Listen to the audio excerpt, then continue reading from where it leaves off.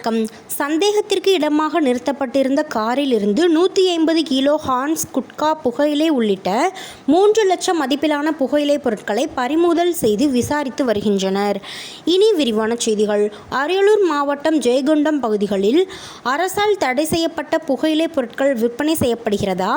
எவரேனும் புகையிலை பொருட்களை வாகனங்களில் பதுக்கி வைத்து எடுத்து செல்கின்றார்களா என்பது குறித்து ஜெயங்கொண்டம் போலீசார் வாகன தணிக்கையில் ஈடுபட்டிருந்தனர்.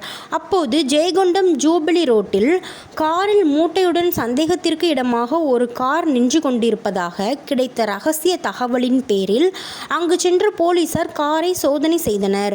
அப்போது அரசால் தடை செய்யப்பட்ட 3,02,500 ரூபாய் மதிப்புள்ள சுமார் 150 கிலோ ஹான்ஸ் குட்கா உள்ளிட்ட புகையிலை பொருட்கள் 21 சாக்கு மூட்டையில் வைத்திருந்தது தெரியவந்தது.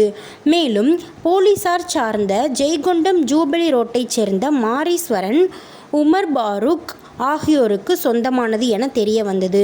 மேலும் விசாரணையில் புகையிலை பொருட்களை பதுக்கி வைத்து விற்பனை செய்வதற்காக கொண்டு வந்தது தெரிய வந்தது. இதனையடுத்து மாரீஸ்வரன், உமர் பாரூக் ஆகிய இருவரும் மீதும் வழக்கு பதிந்து கைது செய்து விற்பனைக்காக சாக்கு மூட்டையில் கொண்டு வந்த ஹான்ஸ் குட்கா உள்ளிட்ட புகையிலை பொருட்களையும் காரையும் பறிமுதல் செய்தனர். மேலும் இவர்கள் இருவரும் சேலத்திலிருந்து காரில் அரசால் தடை செய்யப்பட்ட புகையிலை குட்கா பொருட்களை வாங்கி வந்து குடோனில் பதுக்கி வைத்து விற்பனை செய்தது விசாரணையில் தெரியவந்தது. மேலும் கைது செய்யப்பட்ட இருவரிடமும் போலீசார் பல்வேறு கோணங்களில் விசாரணை நடத்தி வருகின்றனர். டிஎன் செய்திகளுக்காக அரியலூர் மாவட்ட செய்தியாளர் SP ரவிச்சந்திரன்.